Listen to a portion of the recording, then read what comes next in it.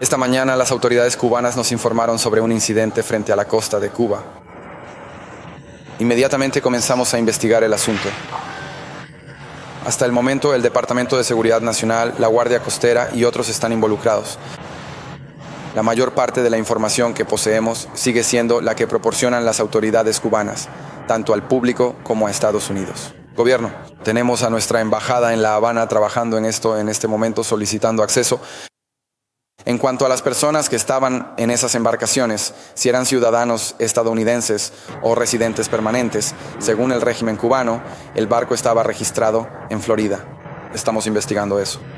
Pronto lo sabremos y conoceremos rápidamente muchos más hechos sobre este incidente de los que sabemos ahora. La mayoría de los hechos que se informan públicamente provienen de la información proporcionada por los cubanos. Verificaremos eso de manera independiente. A medida que recopilemos más información, estaremos preparados para responder en consecuencia. No voy a especular, no voy a opinar sobre lo que aún no sé. Pero vamos a averiguar exactamente qué sucedió aquí y luego responderemos en consecuencia. ¿De acuerdo? ¿Alguna pregunta? Hemos estado en contacto constante durante todo este tiempo. ¿Con alguien en Cuba? Bueno, las autoridades en Cuba, la Guardia Fronteriza, tienen contacto constante con la Guardia Costera, así que los alertaron esta mañana. Me informaron en ese momento. Muchas veces en estos incidentes y situaciones similares, los informes iniciales son incompletos. Y luego, a medida que avanzó el día, creo que temprano esta mañana, ciertamente para las 9 a.m. o las 10 a.m., en ese momento, tal vez un poco más tarde en nuestra hora aquí, me comuniqué y comenzamos a analizarlo de manera independiente. Tenemos varios elementos diferentes de los del gobierno que están tratando de verificar elementos de la historia basándose en lo que se nos ha proporcionado hasta ahora. Sé que la Guardia Costera ha respondido en la zona, en las cercanías. Necesitaré obtener más detalles y comprensión de ellos una vez que suba al avión sobre qué es exactamente lo que están buscando. No sé quién tiene la posesión de la embarcación, que es lo primero que querríamos saber.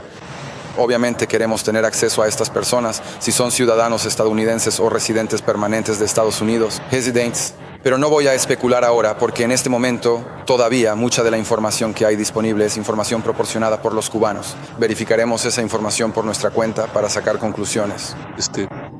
No hemos hablado directamente de esto ahora. No voy a comentar sobre ninguna conversación que hayamos tenido sobre este tema. Basta decir que esto es lo que todos deben saber. Tendremos nuestra propia información y averiguaremos qué sucedió exactamente. Hay varias posibilidades sobre lo ocurrido.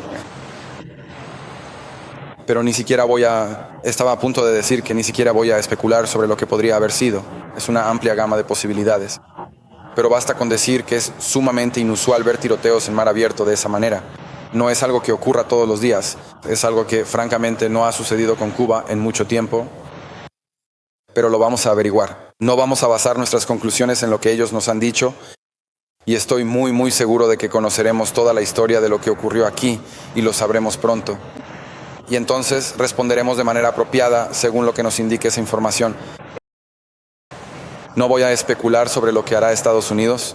Vamos a averiguar exactamente qué sucedió y quién participó para luego decidir según lo que descubramos. Lo averiguaremos sin aceptar simplemente lo que nos diga otra persona.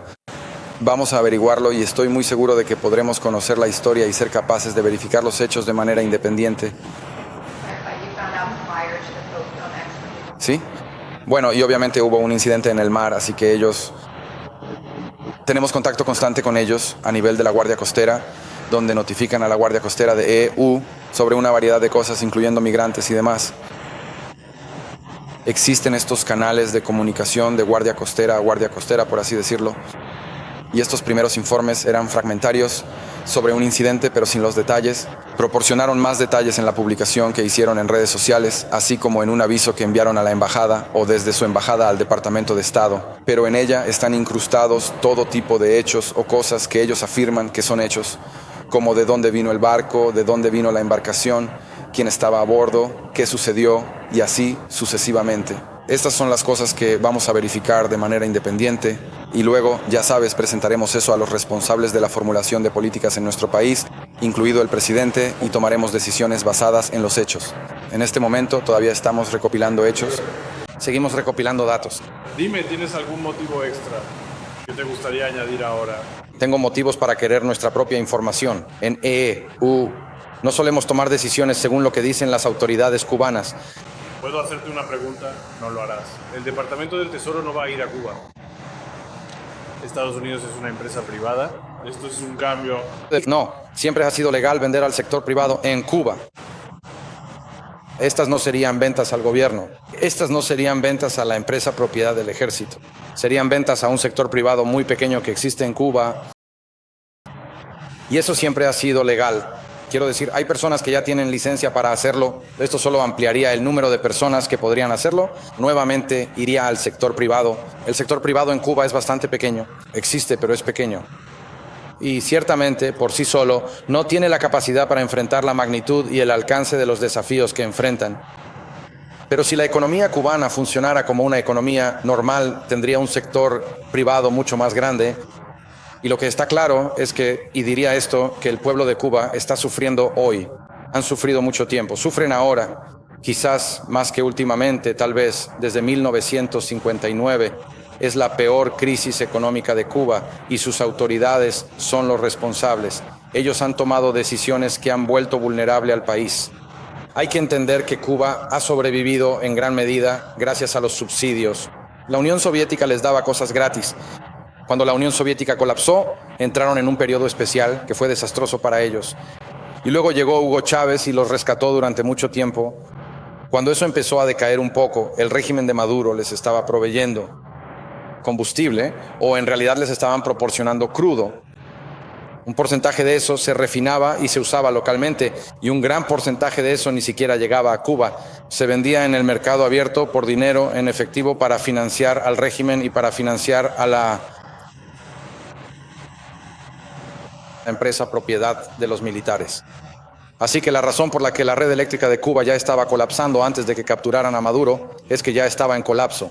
La razón por la que las cosas están tan mal como están es porque tienen un modelo económico que no existe, que no funciona, que no existe en ninguna parte del mundo, no es funcional. Y la única manera en que Cuba tendrá un mejor futuro es si tiene un modelo económico diferente. Ahora, si retrocedes a las órdenes ejecutivas del presidente Trump de 2017 o 2018 sobre una nueva política. En Cuba, esa política fue diseñada completamente, en muchos sentidos, para poner al sector privado y a los cubanos privados individuales, no afiliados al gobierno, no afiliados al ejército, en una posición privilegiada. La razón por qué esas industrias no han prosperado en Cuba es porque el régimen no les ha permitido prosperar.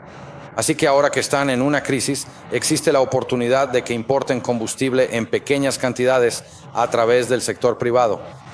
Si descubrimos que el sector privado está jugando con esto y desviándolo hacia el régimen o hacia la empresa militar, si descubrimos que están moviendo esas cosas de maneras que violan el espíritu y el alcance de estos permisos, esas licencias serán canceladas.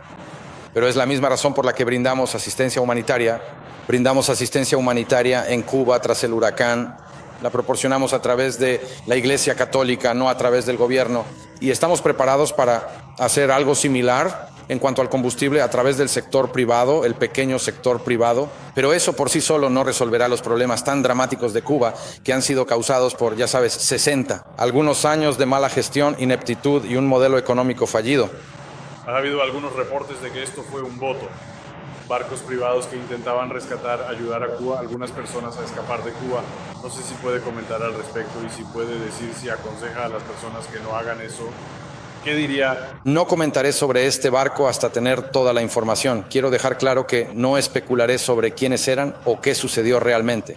No voy a especular sobre eso porque no es inteligente hacerlo hasta que tengamos todos los hechos. Ahora, aparte de eso, sí, ha habido personas en el pasado que han ido a Cuba para traer personas y humo. Es ilegal. Es una violación de la ley federal ir a deportar a la gente y hemos descubierto a gente haciéndolo en el pasado. Para ser honesto, normalmente no conduce a tiroteos. Pero no afirmo que eso sea lo que está pasando aquí. No creo que sea justo para mí y para mis propios muchachos sentarnos aquí y especular. Podría ser esto y podría ser aquello cuando lo sepamos. Vamos a saberlo y cuando lo sepamos se lo diremos y haremos lo que haya que hacer al respecto, dependiendo de lo que sea. Señor secretario, ¿tiene alguna sugerencia? ¿Puedes compartirlo con nosotros? ¿Cuáles son sus expectativas sobre el tema de Irán y las negociaciones de mañana y sus propios planes en términos de Medio Oriente e Israel? ¿Qué deberíamos estar esperando a continuación? ¿Qué esperas a continuación? Bueno, creo que mañana Steve y Jared estarán allí. Creo que de hecho ya están en camino hacia allá. Y el presidente fue muy claro anoche al decir que siempre prefiere la diplomacia. Pero quiero que sepan que Irán representa una amenaza muy grande para Estados Unidos y lo ha sido durante mucho tiempo. Ellos están en posesión. Antes que nada, después de que su programa nuclear fue destruido, se les dijo que no intentaran reiniciarlo y aquí están. Siempre se les puede ver intentando reconstruir elementos de ese programa. Ahora mismo no están enriqueciendo, pero están intentando llegar al punto en que finalmente puedan hacerlo. Sin embargo, lo otro a lo que quiero llamar su atención es que Irán posee un número muy grande de misiles balísticos, especialmente misiles balísticos de corto alcance que amenazan a Estados Unidos y nuestras bases en la región y nuestros socios en la región y todas nuestras bases en los Emiratos Árabes Unidos, Qatar y Bahrein. Y también poseen activos navales que amenazan la navegación e intentan amenazar a Estados Unidos. Marina. Así que quiero que todos entiendan que más allá de solo un programa nuclear, ellos poseen estas armas convencionales que están diseñadas únicamente para atacar a Estados Unidos y atacar a estadounidenses si así lo deciden. Estas cuestiones deben ser abordadas. Las negociaciones de mañana y las conversaciones de mañana estarán centradas en gran medida en el programa nuclear.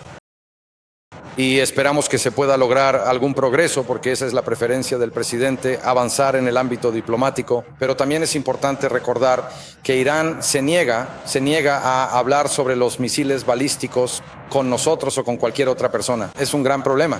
Señor secretario, anoche el presidente dijo que Irán estaba trabajando para construir misiles que pronto ¿Llegarán? Es que irán cerca, sí. ¿a qué distancia están? Bueno, no voy a especular sobre a qué distancia están, pero ciertamente están intentando lograrlo y esto no es nuevo. Están tratando de conseguir misiles balísticos intercontinentales. Por ejemplo, los has visto intentar lanzar satélites al espacio, los has visto aumentar el alcance de los misiles que tienen actualmente. Claramente buscan desarrollar armas que alcancen suelo estadounidense. Ya poseen armas que llegan a gran parte de Europa actualmente.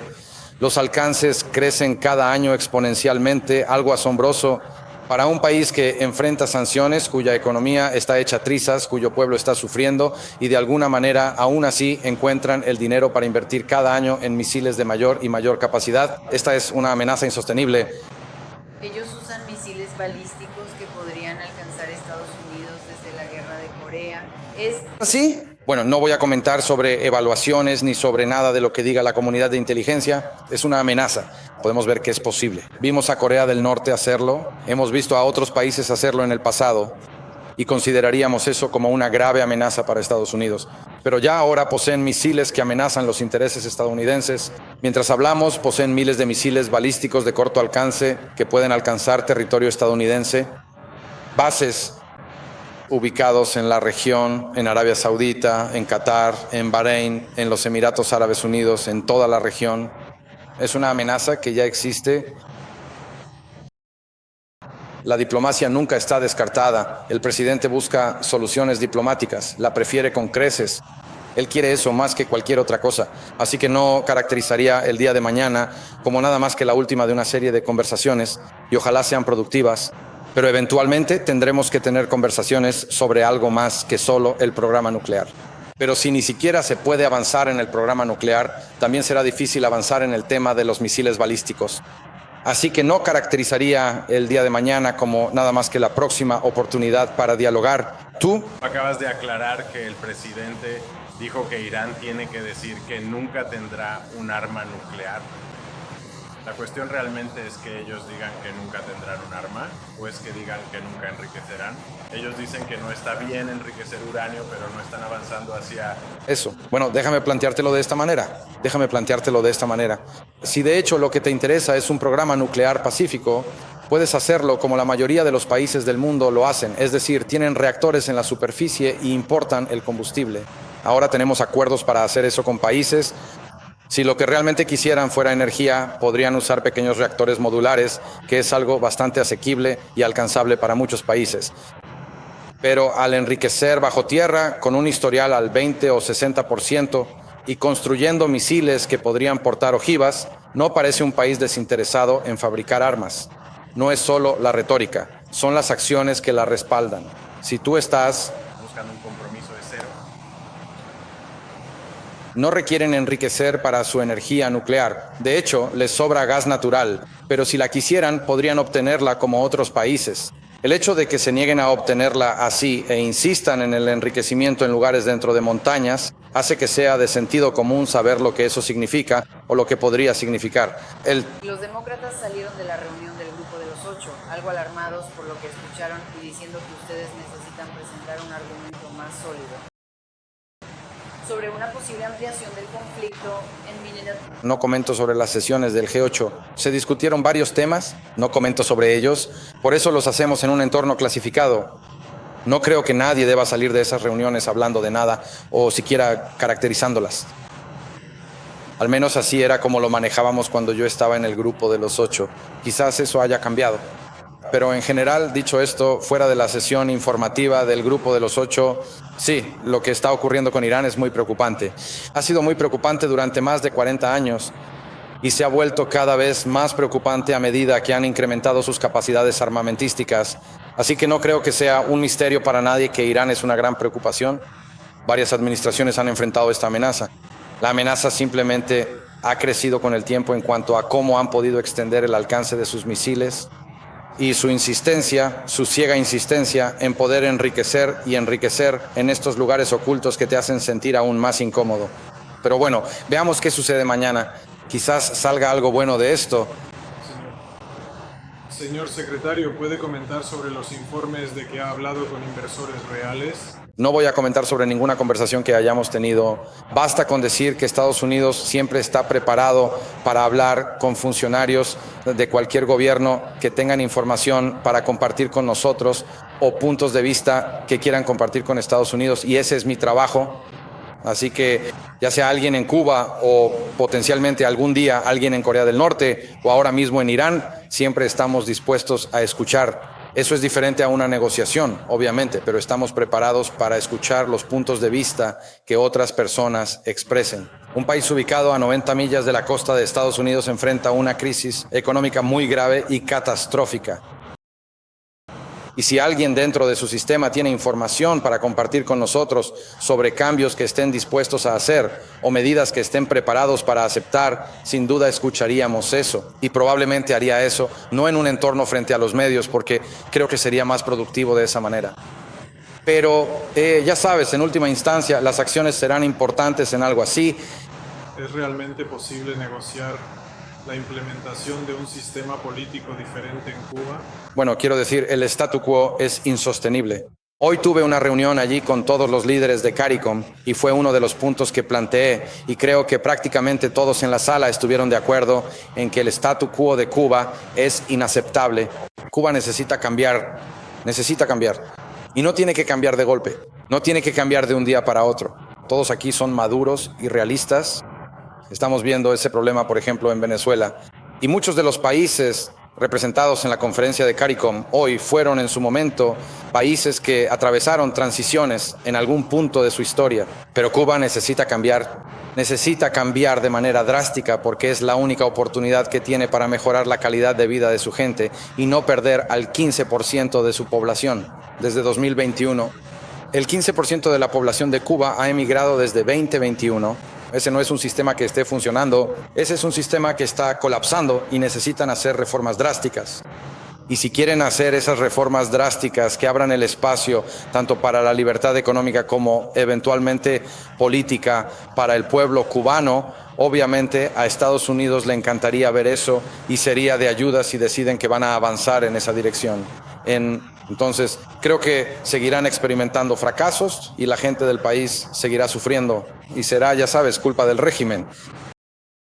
¿Qué es exactamente lo que ha cambiado desde aquel entonces? ¿Has tenido la oportunidad de ver el nuevo contenido? Tú lo tienes, hay informes. No sé si lo habéis oído, pero otros lo han informado. Creo que está bastante claro que no han abandonado su deseo de enriquecerse de nuevo. No han abandonado eso. De hecho, insisten en su derecho.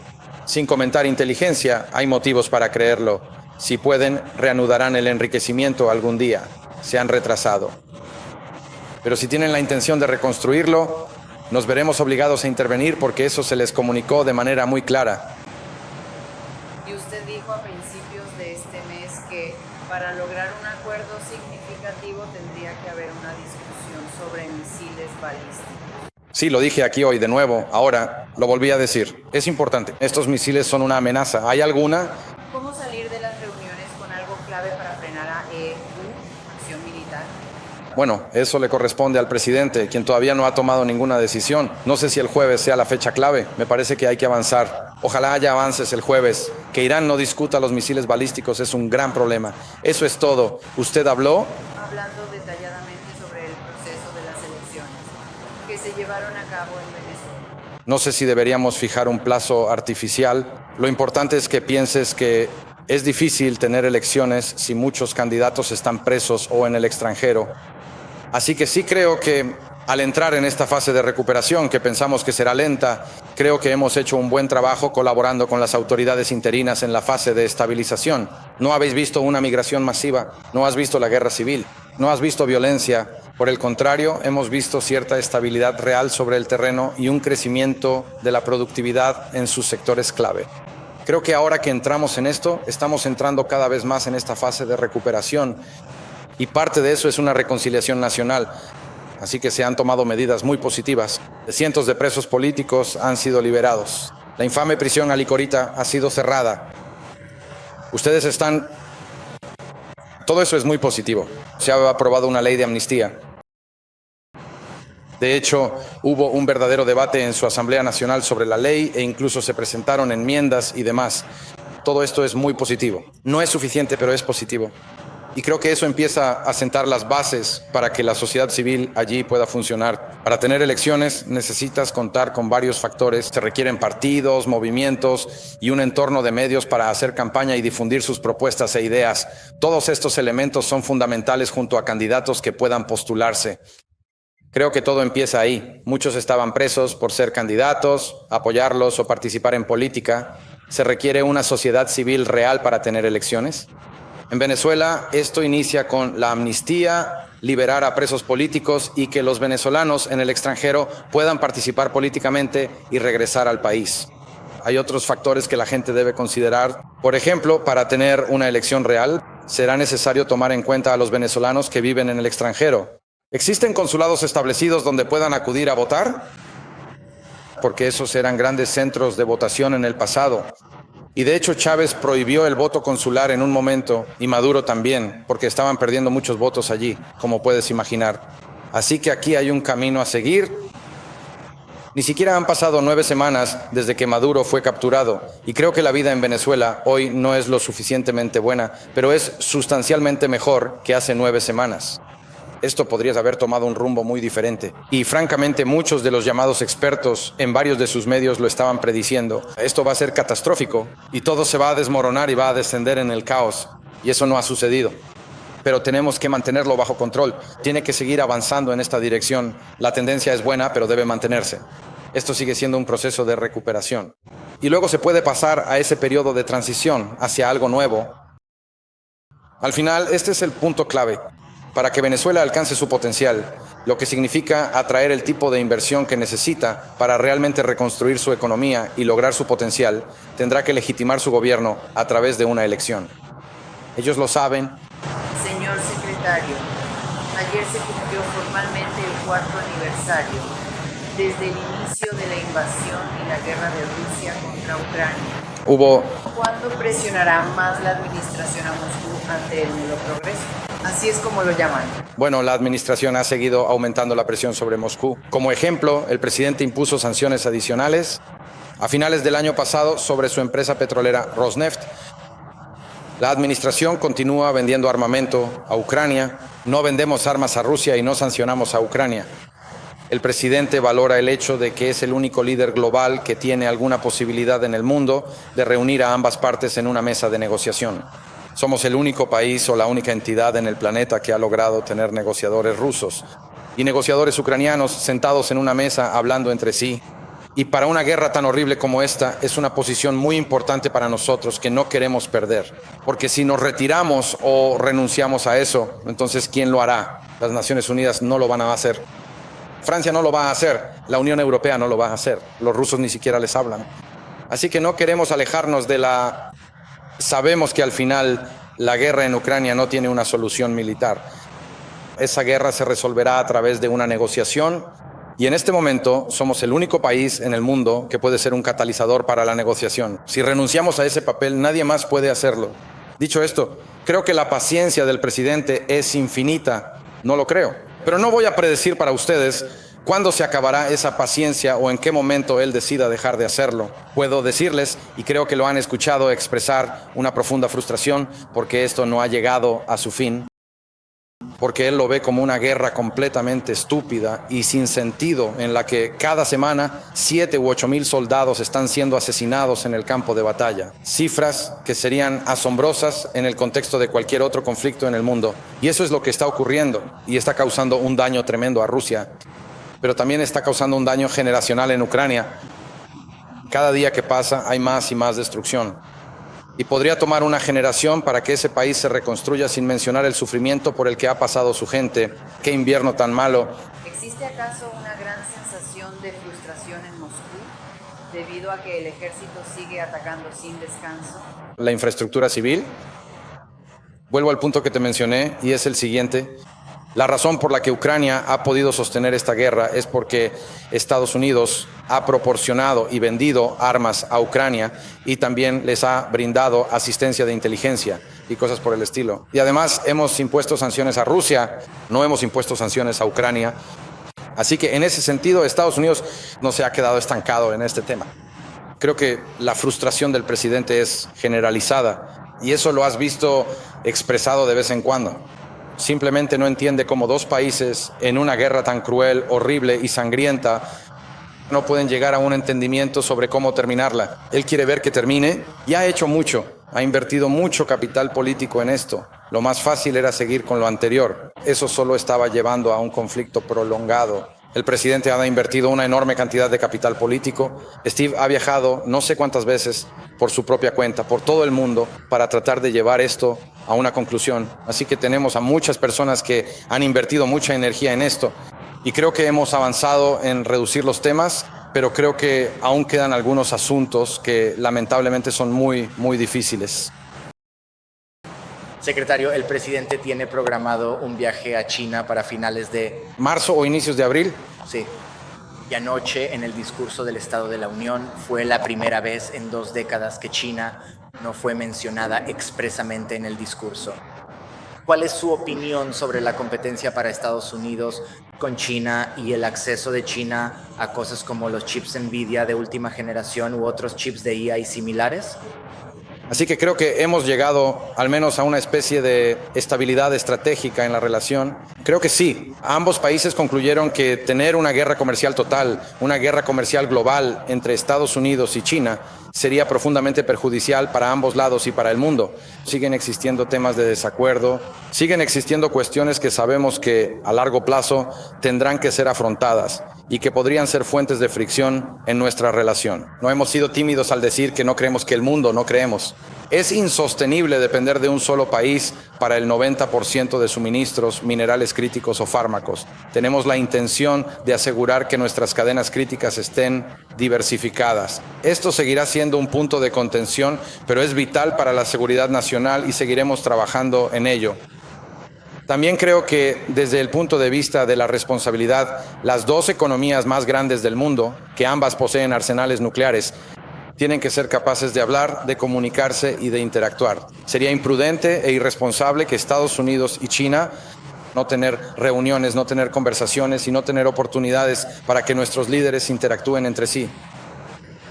Simplemente creo que no conozco a nadie que piense que eso es una buena idea. Sería una tontería y francamente peligroso que no tuviéramos una relación con ellos, incluso cuando nuestras áreas de conflicto y desacuerdo persisten.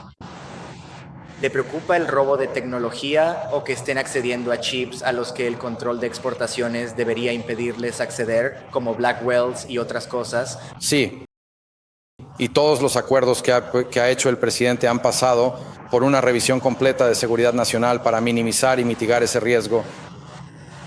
Y obviamente, ya sabes, ninguna medida es perfecta. También han estado desarrollando sus propias capacidades nativas. Muchas veces imaginamos gracias a información que han obtenido de otros países. Todas estas son cosas bien establecidas. Pero en cuanto a los avances que han logrado, pero sí, quiero decir, eso seguirá siendo parte de la dinámica en esta relación y en cómo equilibrar todo esto. Pero como dije, ¿no? Hemos llegado a un punto de cierta estabilidad estratégica. Ambos países ven valor en eso. Hemos logrado que programen más precursores de fentanilo, lo cual es importante. Deben actuar ya. Han comprado más productos agrícolas estadounidenses, pero querríamos ver más acción en otras áreas y seguiremos insistiendo en esas. ¿Lista para ir? Lo sabré al ir. Señor secretario, esta semana hubo conversaciones en Ginebra entre funcionarios que se ocupan de armas nucleares de Estados Unidos, China y Rusia. Me preguntaba si podría caracterizar cómo fueron esas conversaciones, qué resultó de ellas y si hay alguna señal de que los funcionarios chinos considerarían algún tipo de tratado trilateral de no proliferación nuclear, como el presidente ha sugerido que está buscando. En el siglo XXI, un acuerdo real de control de armas debe incluir a China. Sus reservas crecieron mucho, aunque ellos argumentan que siguen muy por detrás de Estados Unidos y Rusia. Creemos que eso es irrelevante. Sin duda tienen la capacidad de alcanzar ese nivel y ya están en camino de hacerlo. Así que creemos, el presidente lo cree firmemente, que para que cualquier tipo de acuerdo, un acuerdo nuclear en el siglo XXI, sea legítimo, debe involucrar a estos tres países, Estados Unidos, Rusia y China. Y vamos a seguir explorando su disposición a hacerlo. Ellos han dicho públicamente que no están dispuestos a hacerlo. Estoy seguro de que los ha escuchado decir eso. Estoy seguro de que lo han reiterado y sé que lo volvieron a declarar muy recientemente. Pero insistiremos porque sería beneficioso para el mundo alcanzar un acuerdo así. El presidente lo apoyaría, pero tienen que ser los tres países. Entonces, ¿cómo obligas a China si ellos dicen que simplemente no está en su interés? No hay acuerdo, no podemos obligarlos. Tendrán que explicar por qué siguen fabricando armas nucleares. Y bueno, esa es una decisión soberana que pueden tomar. Quiero decir, no puedes obligar a nadie a hacer un acuerdo. Sin duda puedes crear incentivos para que lo hagan, pero no puedes obligarlos. Así que ya sabes, podemos presionar, podemos guiar, podemos persuadir, pero no podemos obligar. Al final, si quieren un acuerdo de armas entre los tres países, podemos hablarlo. Si no, no habrá acuerdo. Simplemente haremos lo necesario. ¿Estás obteniendo valor de este video? Solo le pido que le dé like, lo comparta y se suscriba al canal si aún no lo ha hecho.